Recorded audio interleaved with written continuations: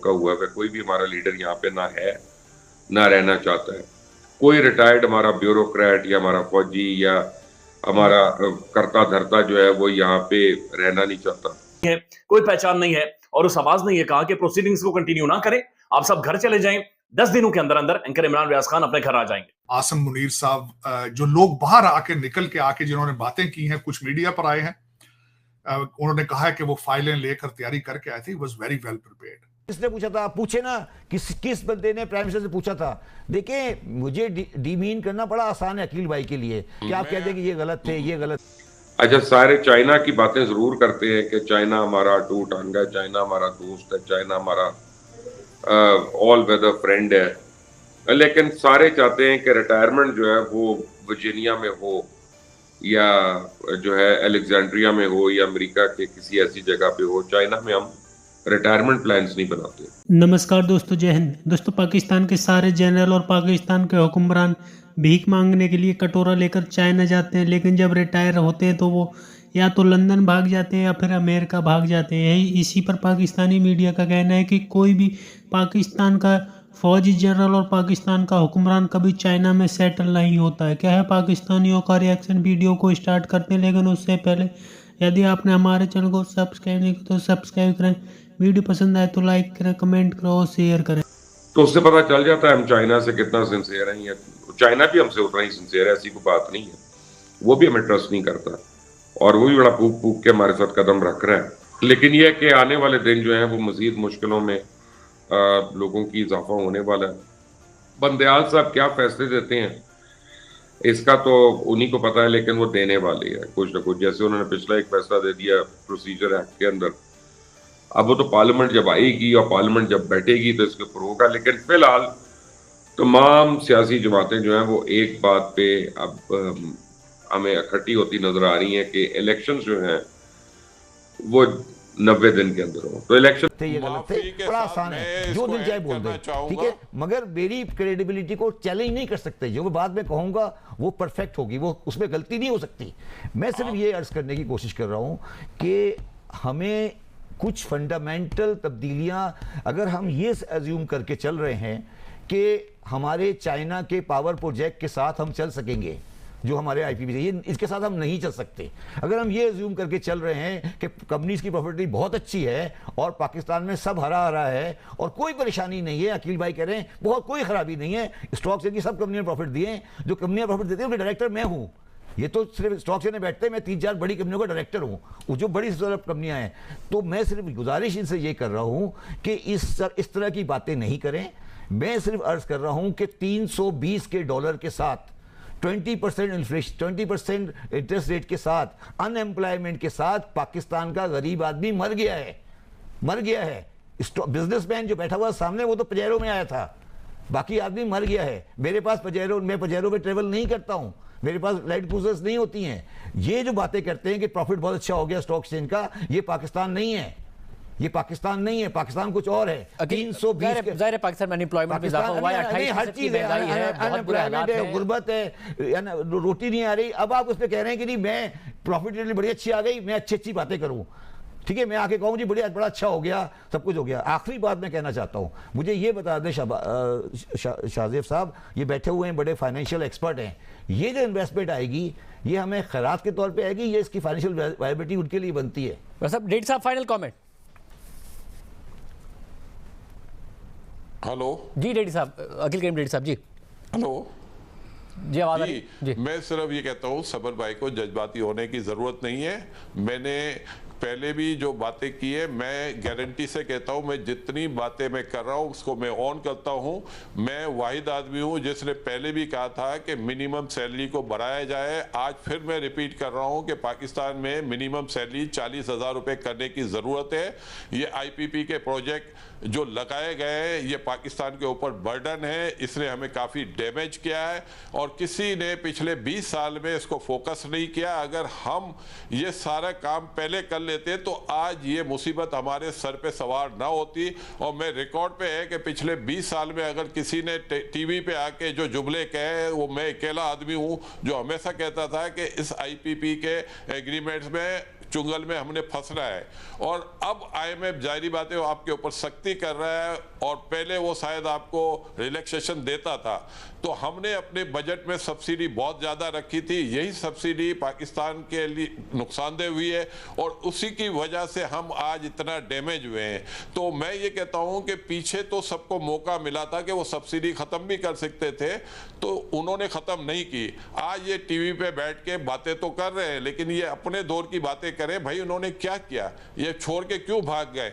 और मैं ये समझता हूँ कि ये जो कह रहे हैं कि इन्होंने प्राइम मिनिस्टर को कहा, बल्कि प्राइम मिनिस्टर ने क्वेश्चन इनसे ये किया था, मैं भी उसमें मुझे पता है कि भाई आप लोग वहां क्यों गए थे, ये प्राइम मिनिस्टर का क्वेश्चन था, इनका नहीं था। अब उसमें देखा जाए, जो दुनिया देख रही है, इंटरनेशनल कम्युनिटी देख रही है, वो तो खैर उसमें मुख्तलिफ किस्म की ओपिनियन है। जिस तरह भारत की तरफ से आवाजें आ रही हैं कि this is not the army chiefs portfolio to discuss the economy, economist नहीं है वो। लेकिन इसमें से जो 6-7 पॉइंट मैंने देखे हैं, जो मुझे नजर आ रहे हैं as a person sitting, Pakistani American sitting in Washington DC, सबसे पहला सिग्नल तो ये आता है कि सिविलियन सेटअप फेल है आपका, सिविलियन गवर्नमेंट फेल हुई है, आपके जो पॉलिटिकल सेटअप है वो बिल्कुल फेल हो चुका है, और वो कोई चेंज करने से कासर है, वो कुछ भी नहीं कर सकता। जिसमें डिफेक्टो डिज्योरो जिसकी बात की जाए वो भी इसमें है, हाइब्रिड सिस्टम आप इसको कह लें वो है।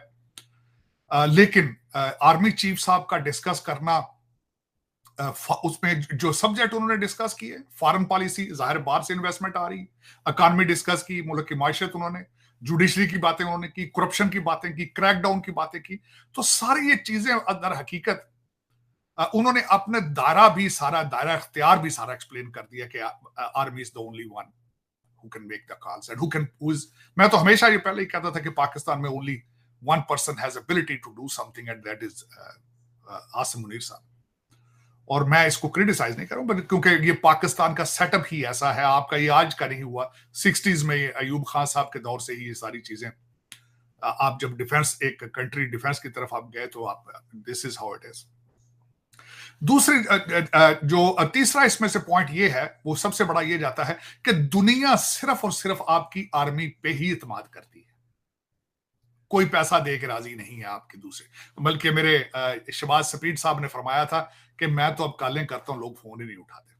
उसका भी जवाब उन्होंने दे दिया है कि 25 बिलियन इन्वेस्टमेंट सऊदी अरेबिया से और 25 बिलियन आएगी यूएई से, वो भी हमारे आर्मी चीफ साहब ने फरमाया। इससे तीसरा पॉइंट ये निकलता है कि आपके सिविलियन सेटअप के ऊपर इंटरनेशनल कम्युनिटी जो है उनको भी कोई ट्रस्ट फेथ नहीं है उनका भी। जो अगला इस पे इशारा जाता है सबसे बड़ा, एक इसमें आर्मी चीफ साहब ने फरमाया है कि मैं ये सारा कुछ सेटअप करूंगा इलेक्शन से पहले, ये जो चीजें हैं ये सारी, जो 25 बिलियन वहां से आएंगे, स्टेट बैंक में आएंगे, एग्रीकल्चर का सारा कुछ होगा, बीमार सनतें जो है PIA और ये सारी रेलवे हम बेचेंगे, सारा कुछ करेंगे, डॉलर की स्मगलिंग को रोकेंगे, अफगानिस्तान ईरान जिस तरह जा रहा है, तो इसमें 6 महीने लग सकते हैं, ये हमारे आर्मी चीफ साहब ने फरमाया। और उन्होंने साथ ये भी इशारा दे दिया है कि मैं सब कुछ ये कर लूंगा, इलेक्शन फिर होंगे, इसका मतलब ये है कि इलेक्शन डिले हो सकते हैं अगर ये उनका प्रोग्राम।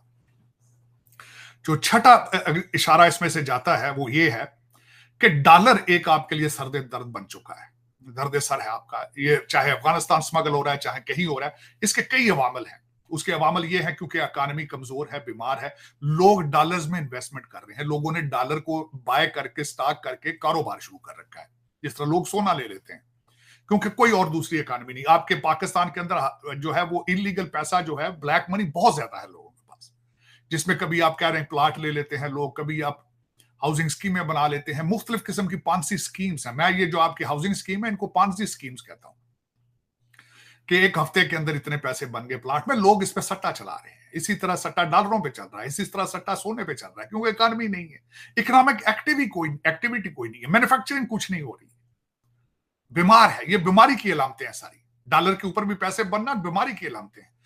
यहां पे ये जरूर मैं बताना चाहूंगा कि आर्मी चीफ साहब ने सिर्फ अभी क्रैकडाउन की बात की है और आज 9 रुपया आपकी ब्लैक मार्केट में डॉलर नीचे आ गया। अभी तक आर्मी चीफ साहब ने किया कुछ नहीं है, जिसपे मुझे शिकायत है कि अभी तक किया कुछ नहीं है, जबानी कलामी है बस सारा। क्रैकडाउन शुरू नहीं हुआ है, जो कि पहले दिन होना चाहिए था।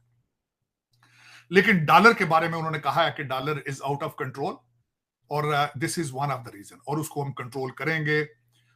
इसमें यहां तक रिपोर्टें आ रही हैं कि इंटेलिजेंस के लोग सफेद कपड़ों में यूनिफॉर्म के लोग गए हैं बड़े बड़े मनी चेंजर्स के पास, बल्कि कुछ दो तीन जो गिरफ्तारियां भी हुई हैं, जो जिनके बारे में कहा जा रहा था कि जो डॉलर को ब्लैक मार्केट कर। तो दोस्तों चाइना भी पाकिस्तान पर भरोसा नहीं करता है, क्योंकि दुनिया को पता है कि पाकिस्तान भरोसे लायक नहीं है। यही कारण है कि अब चीन भी पाकिस्तान से अपने कदम को पीछे हटा रहा है, क्योंकि जिस तरह से पाकिस्तानी उछल रहे थे किसी इफेक्ट पर चाइना पाकिस्तान में बाहरी इन्वेस्टमेंट करेगा, लेकिन वो दूर दूर तक होती हुई नज़र नहीं आ रही, क्योंकि इससे पहले पाकिस्तान ने चाइना के 26 बिलियन डॉलर को चूना लगा दिया है। पाकिस्तान के फौजी जनरलों ने चाइना के 26 बिलियन डॉलर को चूना लगा करके दूसरे देशों में सेटल हो गए। यही कारण है कि अब चाइना पाकिस्तान में चाह कर भी इन्वेस्टमेंट नहीं कर सकता, क्योंकि पाकिस्तानियों की हरकत चाइना अच्छी तरीक़ा से भांप चुका है। यही कारण है कि पाकिस्तानी बोलते हैं कि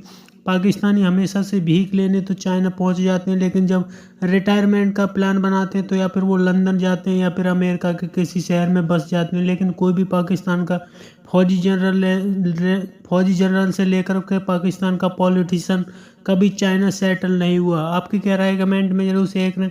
यदि आप चैनल पर नए, चैनल को सब्सक्राइब करें। वीडियो पसंद आए तो लाइक करें, कमेंट करें और शेयर करें। जय हिंद, वंदे मातरम।